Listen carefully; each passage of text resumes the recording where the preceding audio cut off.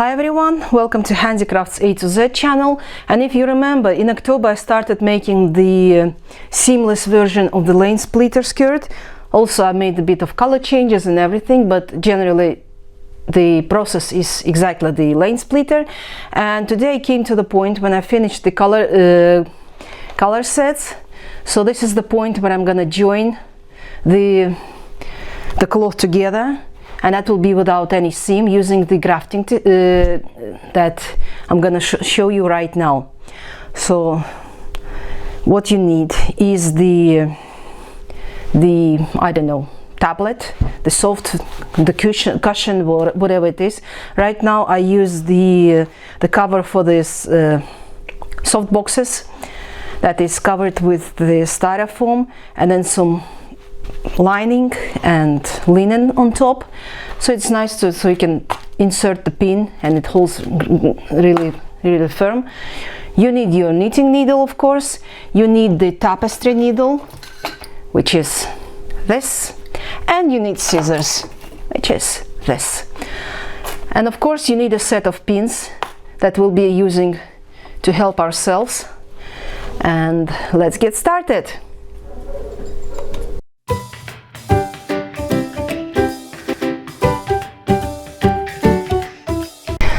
Okay, so the second part of knitting the seamless version of the Lanesplitter skirt is actually the grafting, or the gardener stitch, Kitchener stitch.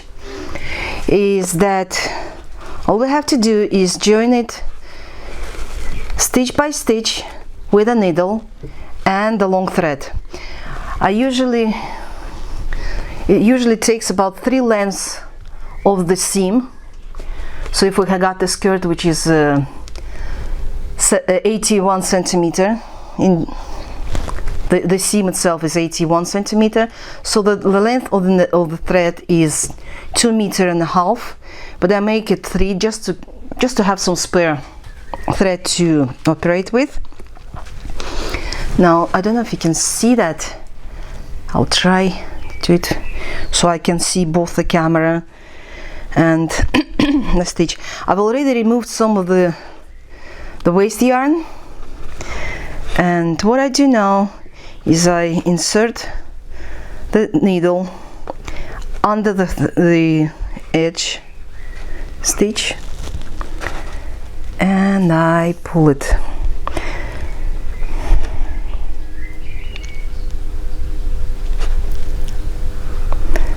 This way, so you can imitate the first edge stitch, and we enter it to the other side underneath.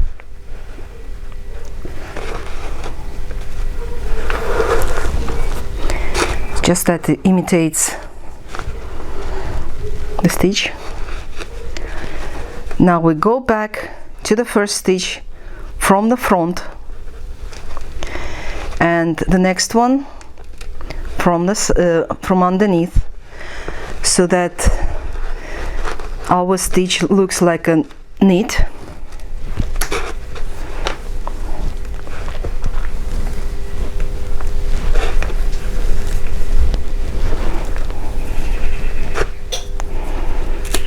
Yeah, that's the problem, is just want to slide and slip into everything. And I pull it tight.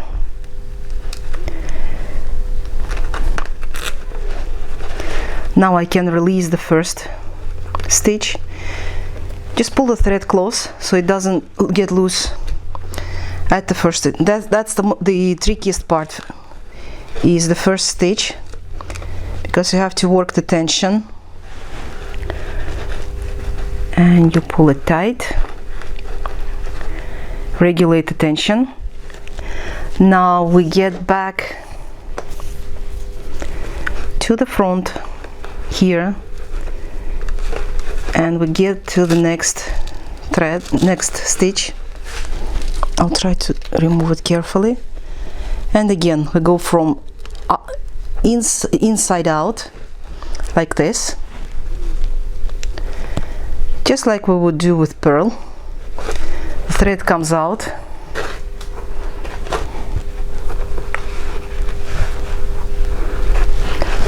might probably turn it sideways, so it doesn't matter which side you twist and turn, it's still not really clearly visible.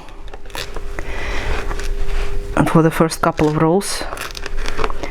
Now here we get back to the stitch that would look like a knit, like this. We slip just to make sure that it looks like knit. The thread goes in. I pull it, usually I pull it like make a couple of stitches and then I pull the thread, but just for this video I make it slowly so you can see everything. As you can see, there's a knit stitch here, and again I go from in to outside like this, and again I get back to the slide thread pin and just pulling it tightly, I go inside the stitch. Now I may remove these two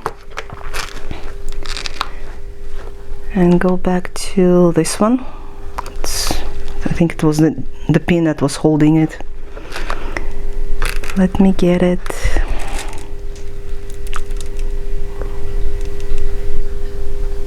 Yeah, the yarn is a bit slippery just because it's the polyacrylic, and it feels like silk, very easy to slip. Okay, so in this case again I go from inside to out. Sorry, I just repotted some flowers. I've got the fungicide on my hands, despite the fact that I did wear gloves. And like this.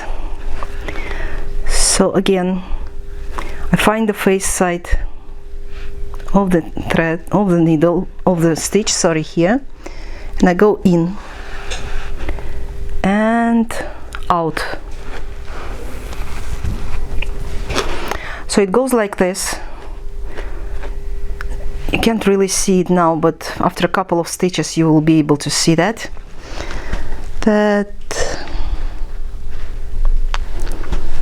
me get it closer. Just pull tighter so you don't get these loose stitches, because they will show where the seam is, so that would look ugly.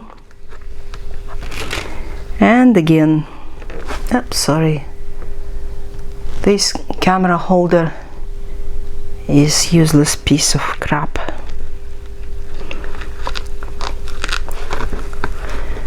And again I think it's twisted here. Yes, this is just to clearly to show that you go from inside out.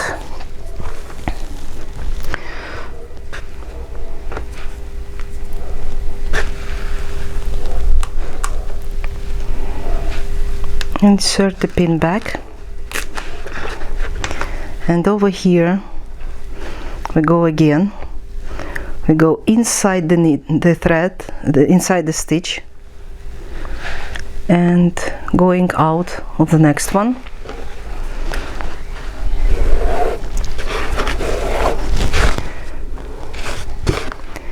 Once you've done about half an inch, you'll be able to see the seam itself, and you can tighten the thread like this. As you can see, we've created the imitation, and here it is. You got the seam, and at the same time there is no seam at all. Oops, again.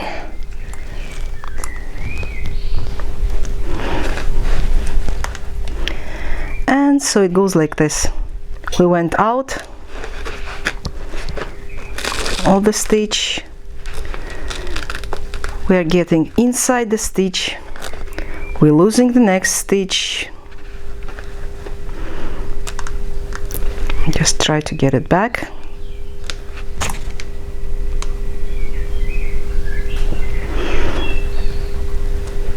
I think I just need to install a tripod right on top of the table so it doesn't move like this wobbly camera.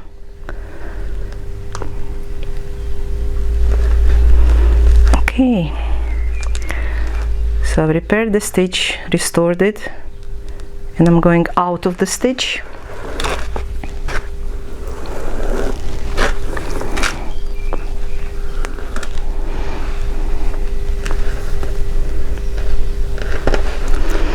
Like this, and again in from the front, out from the back on one side, and the same thing from the other.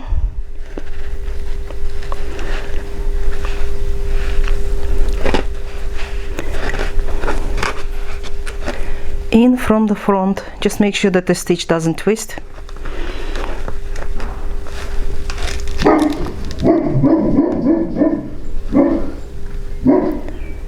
Out from the other.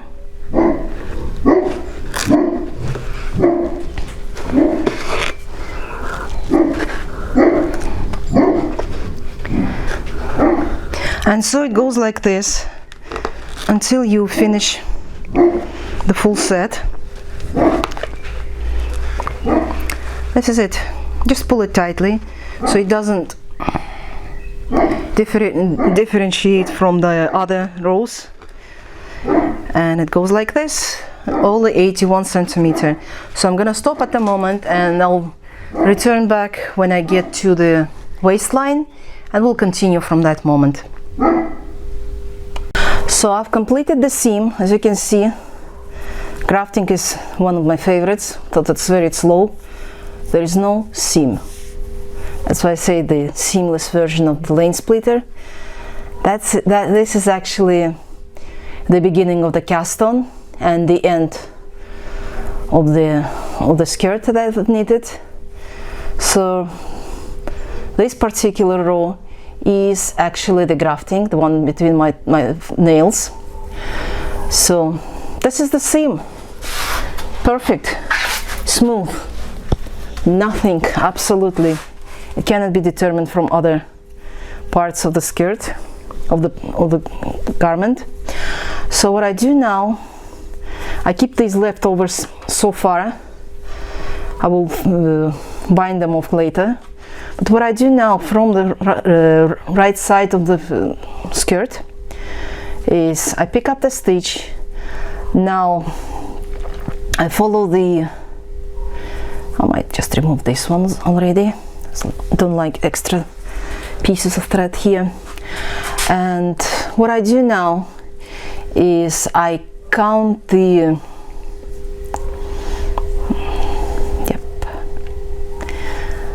I count the selvage stitches. Let me get it done correctly. There's so many threads here around, I'm getting lost.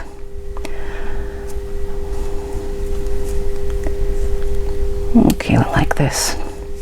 Now I need to pick up the right part of the selvage stitch and I cast on the stitch. Next one. Now after casting on 3 stitches, I skip the next one. I just skip one and I continue casting on this one, counting 2, 3, and remember it's just the right side of the stitch, so they still get this rib going on. And again I skip this one and I do the 1, 2 and 3. So on 4 selvage stitches I cast on 3 stitches on, And if you remember, we've knitted and purled each the selvage stitch on both in the beginning and at the end of the row. So at the end it was the purl, at the beginning it was knit. So we have one selvage per each row, and right here just we skip this one, and again per 4 rows and 4 selvages we have 3 cast on stitches like this. 3, skip 1, 1, 2. You might use a crochet hook if it will be more convenient for you to pick up the threads. And so we skip this one, and again 1, 2, 3, skip this one into next one. So it goes all the way till the end around the waistline like this. So I'll probably skip the half an hour of casting on, and I'll be back straight to the knitting. So this is it. It's nice and smooth cast on. So I've got the full cast on the waistline, and what I have to do now is actually to knit the belt. But to start, I would knit it with the knit stitch, but the first row I prefer to make the purl, so that it will create a nice professional look. You know, when you buy the garment in the shop, it's got a nice rip at the edge. So this is when I'm going to imitate that. So the first row would be the purl, and I will show you how it would look, even though it does look the same on the edge and nobody's looking at your waistline, just to thinking that your belt looks professional, still kind of heartwarming. Now I've done the purl. Now when I do the knit row, these little ribs will show up really nice on the waistline, and when this side will be tucked, it would look perfect. So what I will do now, I'll finish this row and I'll start knitting the knit rows till about an inch high, just as you know, we've got the elastic bands for the belts, for the skirts and everything, just to reach that height plus about 5 millimeters, 3 to 4, maybe 5 millimeters higher. And at the end I will stop and I'll return back to filming. So I've knitted the belt, the front part of it, and since I don't have the elastic band right now with me, I use the one from this skirt I've already used before, I made before, and I make it the belt the height of the elastic band plus 1 row, just like this. So if you're measuring your belt, this is the first row, the cast on and the purl that we made, and this is the last row, last knitted row, and as you can see, the elastic band lays in perfectly within. So this is how it should stay inside our skirt. And to make this rib and to turn the work over, I make the 1 row with purl. Since we've done everything in knit, this row will be done in purl, and so as you can see, it's already folding like this, and I'll finish the row and I'll return back.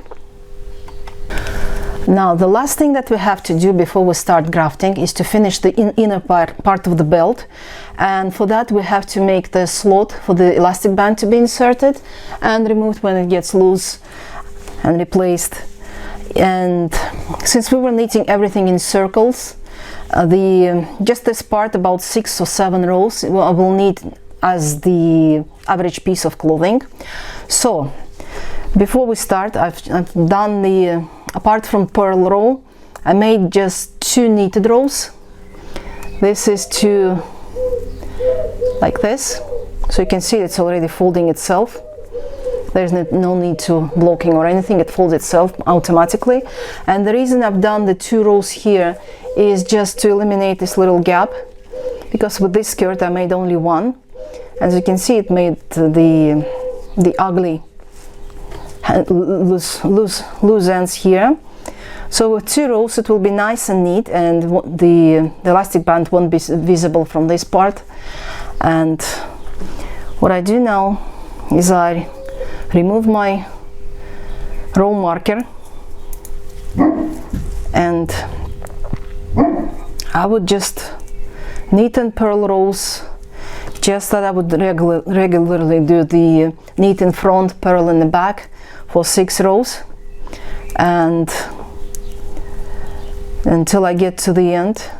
And once I get enough height to get the elastic band through, I will just return back to circles, and I will do another 2 circles, and I will do the grafting like this. It will be folded, and as a result we'll have a nice ridge at the front and nice smooth looking, professional looking at the back. So I'll be back in a second. So I finished the belt part, and as you can see, I got the front side and I've got the inner side of the belt. We've got a slot for the inserting the elastic band.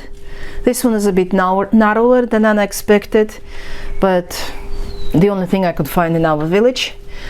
But the belt is made for the band, which is slightly bigger than this one, slightly wider, about half a centimeter wider. But anyway, I'll use that for a moment. Now, just like we did in the grafting of the seam, this is exactly the same thing that we're gonna do now. Is I cut the 3 lengths of my waistline, and so in my case it's about 3 meters again. And what I do is I try to find the place where it started, and from this point I have to pick up, if you remember those little ribs that we were casting on, so here they are. Let me show you. There's 1, there's 2, there's 3, and so on. So what I need to do now is I have the markup pin here, just to show where the start is, and this will be the beginning. Now, since we have the thread on the belt side, I insert the needle from underneath the stitch. So this is generally, again, it's a kind of grafting, but this time we're not joining two pieces of cloth together, but actually the piece of cloth and the seam that we have in the back that we started while we cast it on. So I go from here to the next one. Here it is.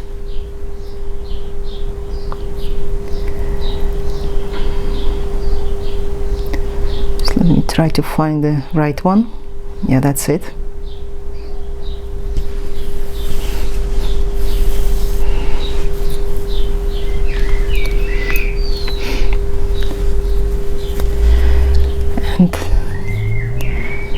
And I go from the front to the back, and I pull the thread. Don't pull it too tight because that will be your waistline, so it has to be a bit of a has a bit of elasticity, so it has to be elastic, so don't pull too tight. Now I think I got it wrong, so this one.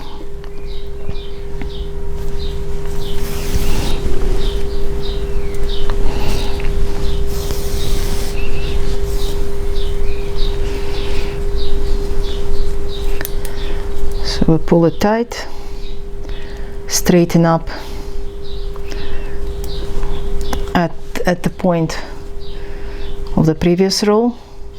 If we don't do that, this will be hanging loose and will look ugly. And again, over here, in front to the back, pull the thread. So this is just exactly as we did with the grafting. Oops, sorry, this camera is a bit wobbly, the frame that supports the camera.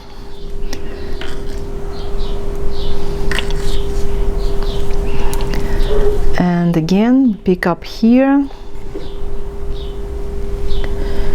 and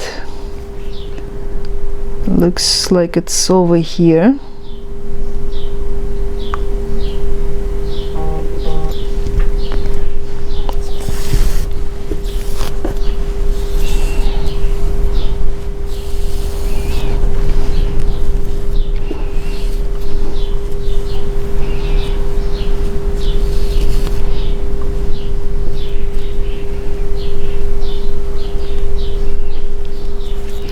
And again, back to front, front to back. I can remove this one, no longer needed. Just when you return back, you'll obviously will find out the beginning, because that will be it. And again, insert from the top, pick up from the bottom,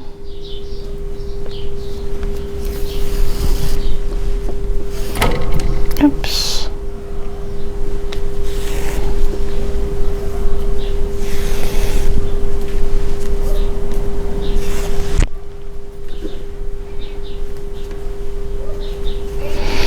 and so it goes like this in circle.